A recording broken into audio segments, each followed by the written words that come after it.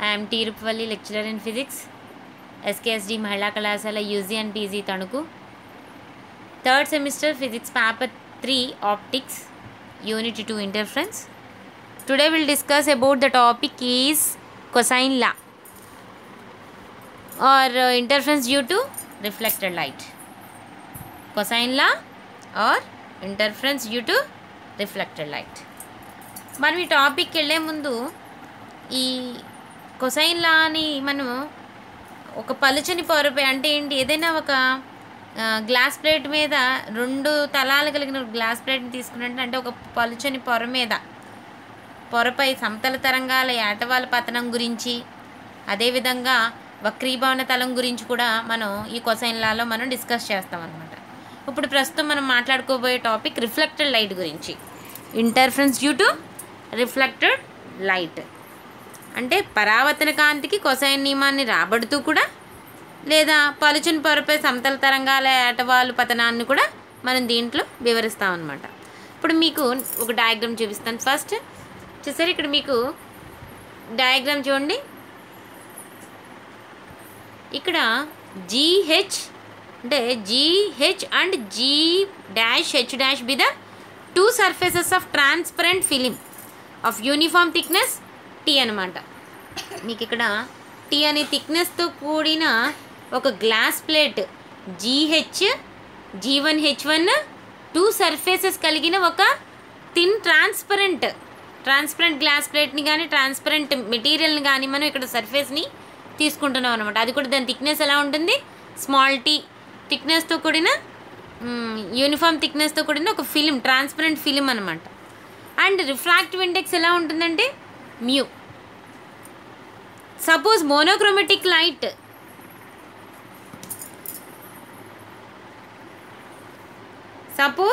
చూడండి ఒకసారి, the monochromatic light AB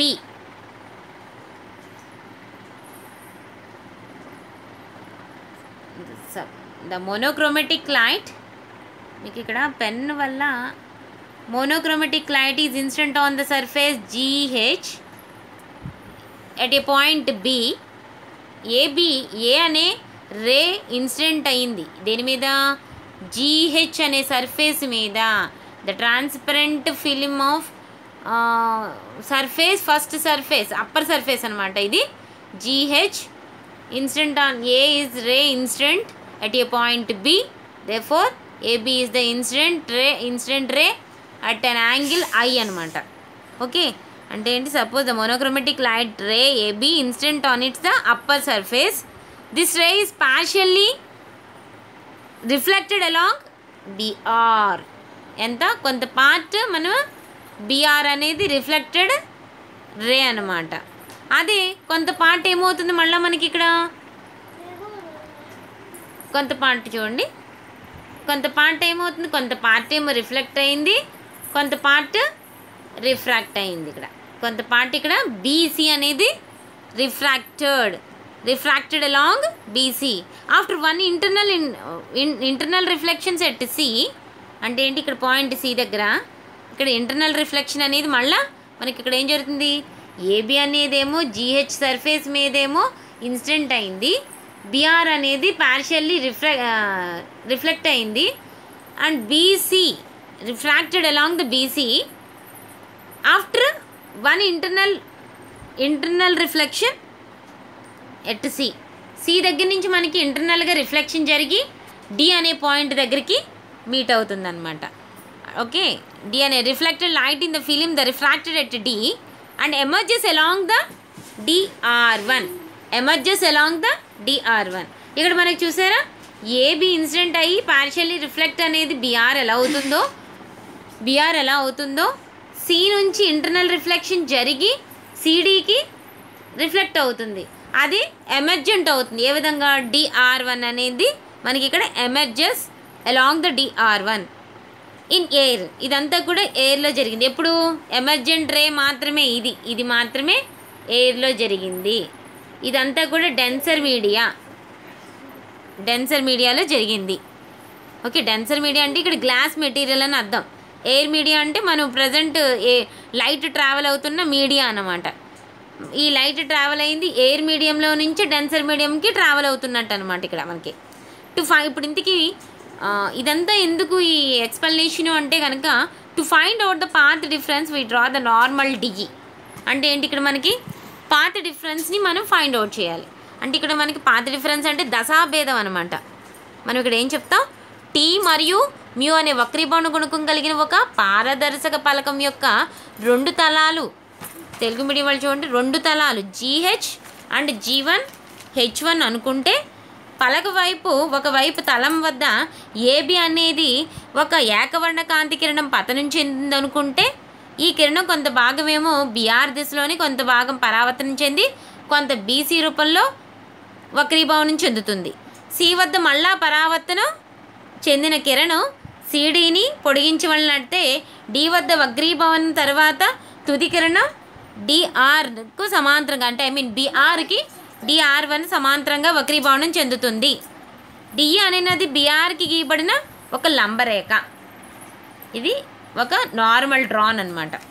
ఎందుకు అంటే దశాభేదం. ఇప్పుడు మనం ఏం ఫైండ్ అవుట్ చేయాలి,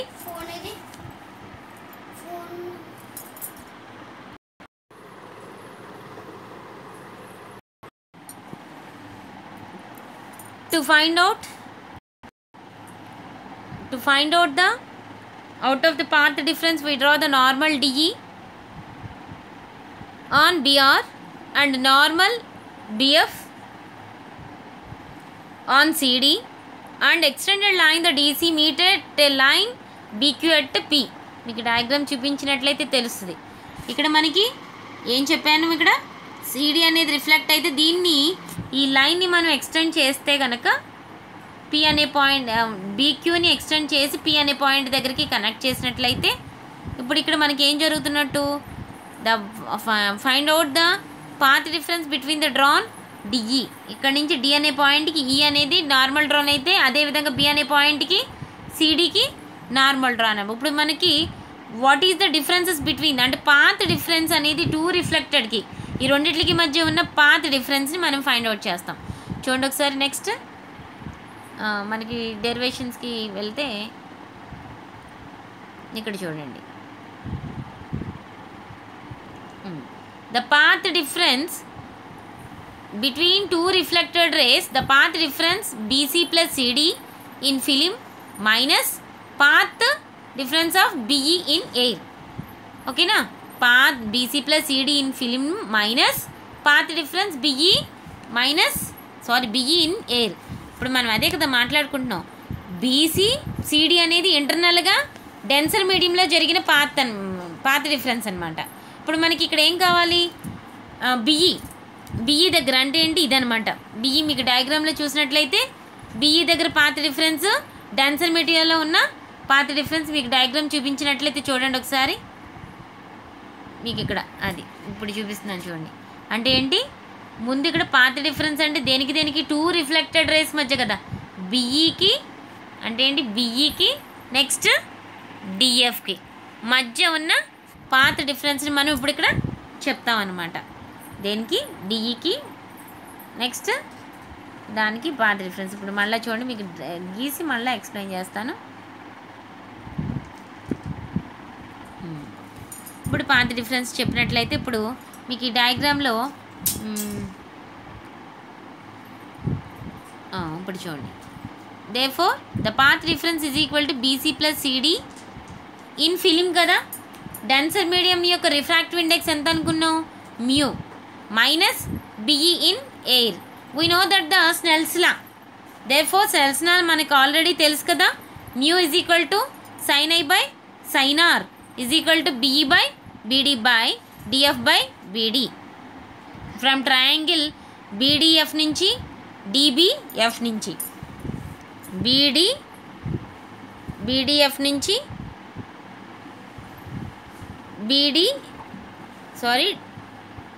DBE నుంచి DEF నుంచి.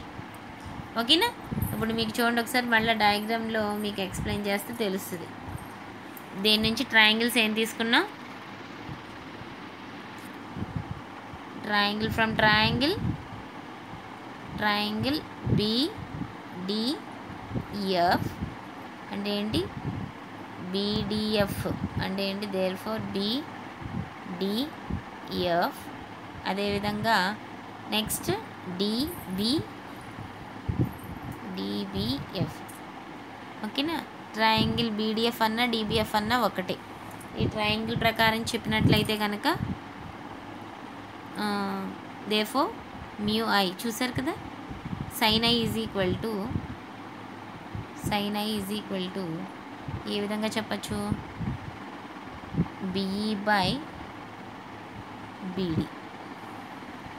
అదేవిధంగా sine r is equal to, sine r అంటే తెలుసుగా రిఫ్రాక్టెడ్ సంబంధించింది కాబట్టి డిఎఫ్ బై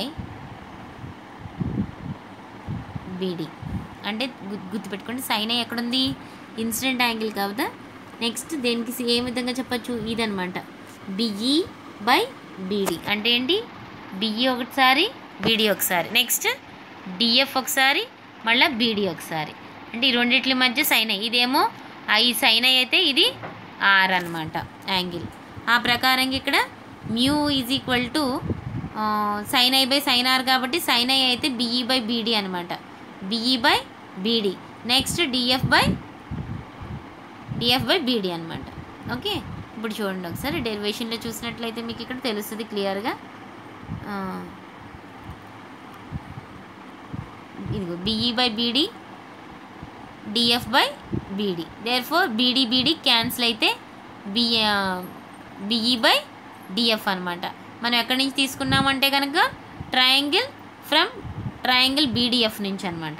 ఓకేనా, ట్రయాంగిల్ బీడిఎఫ్ నుంచి చూసినట్లయితే లాస్ట్లో దేర్ ఫోర్ ఫైనల్లీ ఏముంది ఇక్కడ, BE by DF is equal to mu కదా. అంటే ఏంటి,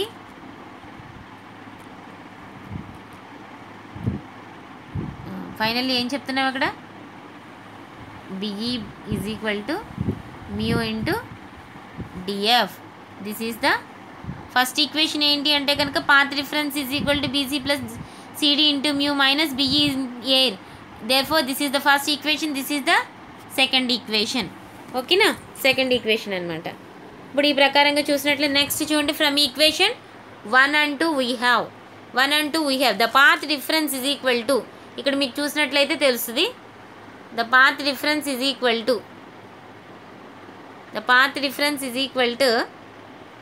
the path difference therefore BC plus CD into mu minus mu into DF.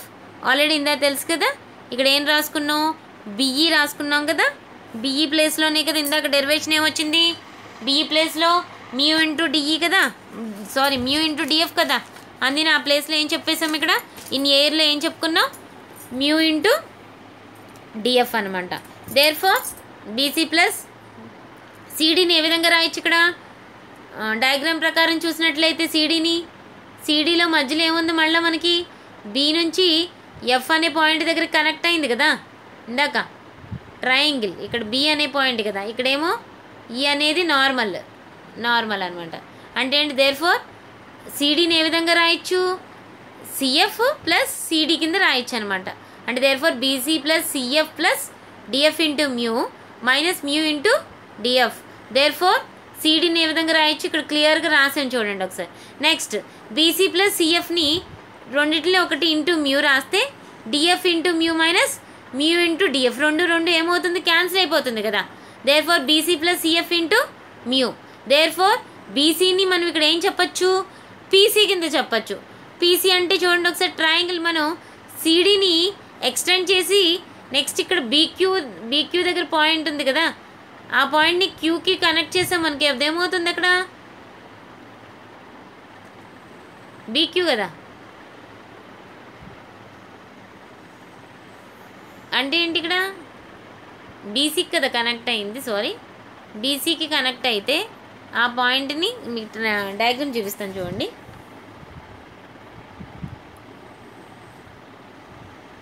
చూడండి ఒకసారి మీకు అరేంజ్ చేసి మీకు కొంచెం ఇక్కడ ఏం కన్ఫ్యూజ్ అవ్వకుండా మీరు ఒక్కసారి జాగ్రత్తగా చూస్తే క్లియర్గా మీకు ఇక్కడున్న డెరివేషన్ అర్థమవుతుంది.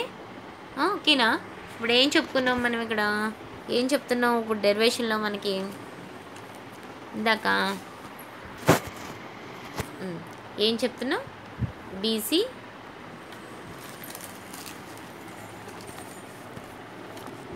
Plus CF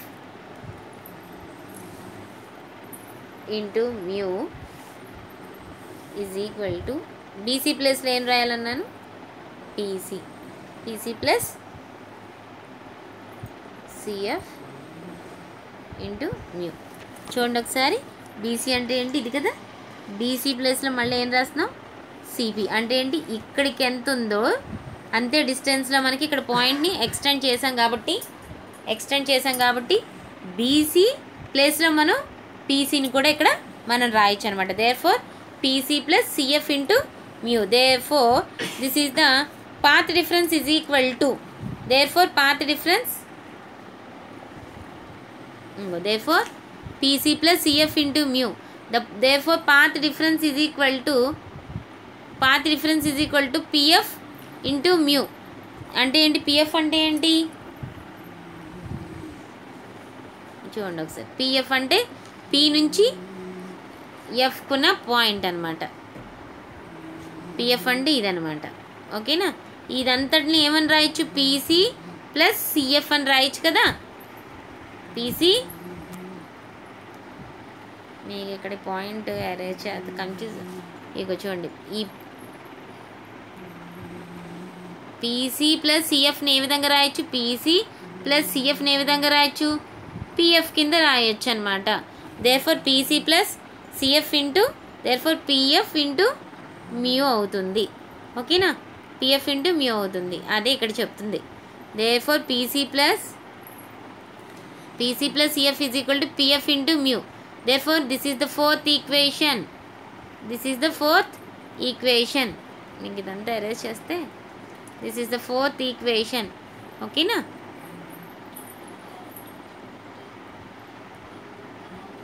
Therefore, from triangle BPF అనమాట.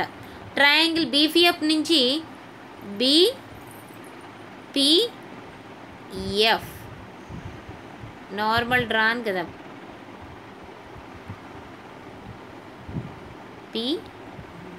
BF. ఓకేనా? ఇది BD. ఓకేనా? దేర్ఫోర్ ట్రయాంగిల్ BPF నుంచి ఏం చెప్పచ్చు ఇక్కడ? చూడండి, cos r is equal to PF into PB. అంతేనా? కాస్కి అంతే కదా. ఓకేనా? కాస్కి పిఎఫ్ ఇంటూ PB. దేర్ఫోర్ PB అంటే ఏ విధంగా రాశారు? మళ్ళీ ఇక్కడ BQ అంటే ఏంటి? మనకి మళ్ళీ ఇక్కడ పాయింట్ దగ్గర ఇక్కడ Q అనే పాయింట్ ఒకటి ఉంటుంది. మళ్ళీ ఇక్కడ BQ ప్లస్ PQ కింద, అంటే BQ ప్లస్ PQ కింద రాయొచ్చు అనమాట. PBని ఏ విధంగా రాయొచ్చు? మొత్తాన్ని PB is equal to BQ plus QB. Okay, అదే ఇక్కడ రాశారు. దేర్ఫోర్ ఇక్కడ డయాగ్రామ్లోకి వెళ్తే మనకి డెన్సర్ GH అనే గ్లాస్ ప్లేట్ మధ్య ఎంత థిక్నెస్ అన్నా T అనుకున్నాం కదా. B అనేది మళ్ళీ ఎక్స్టెండ్ అయ్యి ఎంత అయింది? Point P. ఇక్కడ ఎంత ఉందో BQ కూడా అంతే ఉంటుందని చెప్పుకున్నాం కదా.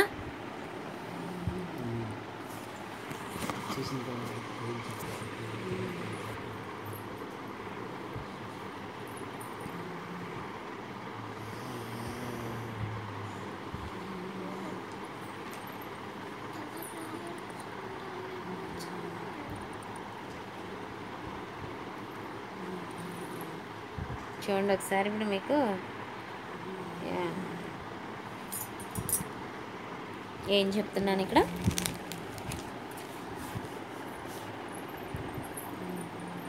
PB is equal to BQ plus PQ is equal to T plus D is equal to 2T. చూడండి ఒకసారి, PB అంటే మనం ఏ విధంగా రాయొచ్చు? BQ QB. ఇదే రాసాం ఇక్కడ. అంటే ఇక్కడ నుంచి BQకి ఎంత అనుకున్నాం? థిక్నెస్ T అనుకున్నాం కదా. అంటే మనం ఇందాక BC ఎంతో సిపి కూడా అంతే అనుకున్నామంటే బీసీ ఎంత టీ అనే థిక్నెస్తో ఎంత అయితే ఉందో సిపి కూడా అంతే టీ అనే థిక్నెస్ ఉంటుంది కాబట్టి therefore T plus T is equal to 2T. అదే ఇక్కడ మనకి డెరివేషన్లో చెప్పింది. మీకు అర్థం అవటం కోసం నేను మళ్ళీ మీకు డయాగ్రామ్ దగ్గరికి రావటం జరుగుతుంది. మీరు కన్ఫ్యూజ్ అయితే మళ్ళీ నన్ను ఒక్కసారి మీరు అడగచ్చు. వేరే డౌట్ ఏదన్నా ఉంటే క్లారిఫై చేసుకోవచ్చు వెంటనే. ఓకేనా. పిఎఫ్ ఈజ్ ఈక్వల్ టు అంటే దేర్ఫోర్ ఇక్కడ మనం ఏం చెప్పుకున్నాం, ఇక్కడ ఆల్రెడీ పిఎఫ్ అంటే ఏం రాసుకున్నాం, పీబీ అంటే ఏం రాసుకున్నాం, BQ plus PQ. Therefore T plus T is equal to 2T. అంటే ఏంటి, పీబీ ప్లేస్లో ఏం రాయొచ్చు, ఇప్పుడు ఇక్కడ మనకి 2T రాసుకోవచ్చు అనమాట. తర్వాత రాద్దాం. ఇప్పుడు therefore cos r into PB అవుతుంది కదా. Therefore PF is equal to PB into cos r. Therefore PF is equal to 2T. అదేంటి, పీబీ ప్లేస్లో ఏం రాసుకున్నాం, 2T రాసుకున్నాం. 2T cos r. This is the 5th equation from 4. And 4 అంటే ఎంత వచ్చింది ఇక్కడ, path difference PF into mu ఎంత వచ్చింది, 4 and 5ని కలిపితే కనుక పిఎఫ్ ప్లేస్లో ఏం రాసుకోవచ్చు, ఇక్కడ పీబీ 2T కాస్ ఆర్ రాసుకోవచ్చు అనమాట. దేర్ఫోర్ పీడీ అంటే ఏంటి, ఇక్కడ path difference. The path difference is equal to PD అంటే ఏంటి, ఇక్కడ path difference is equal to P ఎంత వచ్చింది ఏంటి, ఇక్కడ 2T cos r into mu. ఓకేనా. Therefore 2T cos r into mu is equal to 6. 6th equation. This is the cosine law. This is the cosine law. Next, ఇప్పుడు a ray is reflected by the denser medium. The suffers an a sudden phase. అంటే ఏంటి, ఒక్కసారిగా air అనేది మనకి ఇక్కడ ఒక surface మీద incident అయ్యి ఒక్కసారిగా డెన్సర్ మీడియంలోకి వచ్చేసరికి ఫేజ్ అనేది ఆటోమేటిక్గా చేంజ్ అయిపోతుంది. ఆటోమేటిక్గా కొంత పార్ట్ రిఫ్రాక్ట్ అయ్యేసరికి యాంగిల్ అనేది ఫేజ్ అనేది చేంజ్ అవుతుంది. కాబట్టి which is equivalent to the path difference. ఎంత ఉంటుందంటే కనుక path difference is equal to λ/2. Thus the effective path difference between the two reflected rays is equal to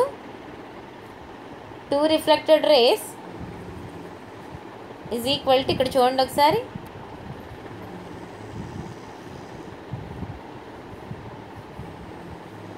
two reflected rays ఇక్కడ చూడండి. thus the effective path difference between the two reflected rays is equal to 2 mu t cos r. ఈ ప్లేస్లో extra ఏమవుతుంది, path difference మారుతుంది కాబట్టి plus λ/2. This is the 7th equation. The maxima occurs when the path difference is equal to n λ. అంటే ఏంటి, ఎంత అవ్వచ్చు అంటే మ్యాక్సిమా మనకి పాత్ డిఫరెన్స్ n λ ఉంటుందన్నమాట. ఓకేనా. కాబట్టి దేర్ఫోర్ లాండా అనేది మనకి ఇక్కడ ఉన్న లెంత్, వేవ్ లెంత్, అంతేనా, wavelength. This is the 8th equation. Comparing we get 7 and 8ని కంపారిజన్ చేసినట్లయితే 2 mu t cos r plus r minus λ/2 into n λ. అసలు మ్యాక్సిమా అంటే ఏంటి, మ్యాక్సిమం పాత్ డిఫరెన్స్ ఎంత ఉంటుంది అంటే n λ అని చెప్పాం కదా. ఆ n λని మనకి ఇక్కడ పాత్ డిఫరెన్స్కి, ఎఫెక్టివ్ పాత్ డిఫరెన్స్కి 2 mu t cos r plus r minus λ/2కి రెండు కంపారిజన్ చేస్తే రెండు ఈక్వల్ చేస్తే రెండు పాత్ డిఫరెన్స్లే కాబట్టి ఇది పీడీఏ. పీడీ ఈజ్ ఈక్వల్ టు పీడీని కంపేర్ చేసినట్లయితే 2 mu t cos r plus r minus λ/2 is equal to n λ. Therefore 2 mu t cos r is equal to n λ plus r minus λ/2. Therefore 2 mu t cos r is equal to n plus r minus 1/2 into λ. ఇదనమాట. Next 2 mu t cos r is equal to 2 mu t cos r is equal to చూడండి 2 mu t cos r is equal to 2n plus r minus λ/2. This is the 9th equation. And ఇక్కడ last డెరివేషనే 2 mu t cos r is equal to n plus r minus λ/2 into λ కదా. దాన్ని ఇక్కడ ఏం రాసాం, 2 mu t cos r is equal to 2n plus r minus 1 into λ/2 కింద. This is the 9th equation. It is the condition is fulfilled. The film appears bright in the reflected light. ఇప్పుడు maxima రాసుకున్నాం కదా, అంటే మ్యాక్సిమా path difference ఎంత అని రాసుకున్నాం ఇందాక, n λ అని రాసుకున్నాగా. ఇప్పుడు minima occurs when the path difference ఏ విధంగా రాసుకోవచ్చు, 2n plus r minus 1 into λ/2 ఇక్కడ ఉంది కదా అది. ఇప్పుడు ఏంటి, మినిమా అనమాట. మ్యాక్సిమాకైతే ఇది, మినిమాకైతే ఇది. దేర్ఫోర్ వేర్ ఇక్కడ n అంటే ఏంటి 0 1 2 3 up to an so on. అంటే ఏంటి 0 అయిందనుకోండి పాత్ డిఫరెన్స్ 1 ఉన్నది. 0 దగ్గర ఎంత ఉంటుంది పాత్ డిఫరెన్స్ ఇందాకే అనుకున్నాగా λ/2 ఫేజ్ అనేది చేంజ్ చేసుకుంటుంది కాబట్టి పాత్ డిఫరెన్స్ λ/2 అవుతుంది అనుకున్నాం కదా. ఒకవేళ n = 1 అనుకోండి 2 × 1 = 2 + -1 therefore 3/λ/2 లేకపోతే 1λ/2. ఓకేనా. నెక్స్ట్ ఈ ప్రకారంగా comparing both 7 and 10. This is the 10th equation. 7th equation ఏంటి 2μt cos r ± λ/2 into 10th equation ఏంటి path difference minimum path difference 2n + r - 1 into λ/2. therefore 2μt cos r = λ/2 మీన్కి పక్కకి తీసుకొచ్చేస్తే 2n + r - 1 into λ/2 + r - λ/2. therefore 2μt cos r = n λ. this is the 11th equation. if this condition is fulfilled the film appears in the reflected light. అంటే ఏంటి ఈ యొక్క interference due to reflected లైట్లో మనం ఏం మాట్లాడుకుంటున్నామంటే పాత్ డిఫరెన్స్లో మెయిన్ అనమాట. ఒక surface మీద అప్పర్ సర్ఫేస్ మీద లైట్ అనేది ఇన్సిడెంట్ అయినప్పుడు అది ఎంత పార్ట్ పార్షియల్లీ ఎంత రిఫ్లెక్ట్ అయింది, మళ్ళీ ఆ డెన్సర్ మీడియంలో అయిన రిఫ్లెక్షను ఎయిర్ మీడియంలో అయిన రిఫ్లెక్షన్ మధ్య ఉన్న పాత్ డిఫరెన్స్ని మనం ఇప్పుడు ఫైండ్ అవుట్ చేసాం. మ్యాక్సిమాకి ఒకసారి కండిషన్ని ఫుల్ఫిల్ చేసాము. మ్యాక్సిమా ఒకవేళ అయితే కనుక పాత్ డిఫరెన్స్ n λ అనుకొని therefore 2μt cos r + r - λ/2 = n λకి చేసి అదొక ఈక్వేషన్ రాసుకున్నాము. అదే మినిమా కండిషన్కి 2μt cos r + r - λ/2 into 2n + r 1 into λ/2 comparison చేసి therefore 2μt cos r = n λకి. ఇది ఏమవుతుందంటే డార్క్ని ఎపియర్స్ డార్క్ అనమాట. 2μt మినిమం కండిషన్ అంటే డార్క్ ఎలాబరేట్ అంటే డార్క్ రిఫ్లెక్టెడ్ లైట్ అనమాట. అంటే ఏంటి ఇందాక మ్యాక్సిమా కండిషన్ అంటే ఏంటి 2μt cos r = 2n + r చూడండి ఒకసారి ఇక్కడ డార్క్ ఏమొచ్చింది ఇక్కడ మనకి ఏది ఇంకో పైన ఉంది 2μt cos r = 2n + r - 1 into λ/2 అనేది బ్రైట్ రిఫ్లెక్టెడ్ లైట్ అనమాట. ఈ condition film appears bright in the reflected light. అదే 2μt cos r = n λ అనేది dark appears to the dark reflected light. ఆ ఫిలిం అనేది డార్క్గా ఉంటుంది అనమాట రిఫ్లెక్టెడ్ లైట్. ఇక్కడ మ్యాక్సిమా కండిషన్ ఏమో మనకి ఎలా ఉంది ఇక్కడ లాస్ట్లో 2μt cos r అనేది బ్రైట్ని the film appears bright in the reflected light. ఈ కండిషన్స్ రెండిట్లకి మధ్య మినిమం కండిషన్ మ్యాక్సిమం కండిషన్ ఇప్పుడు చెప్పడం అనమాట ఈ రిఫ్లెక్టెడ్ లైట్కి సంబంధించి. దిస్ ఈజ్ ద కొసైన్ లా ఇక్కడికి కంప్లీట్ అయిందనమాట.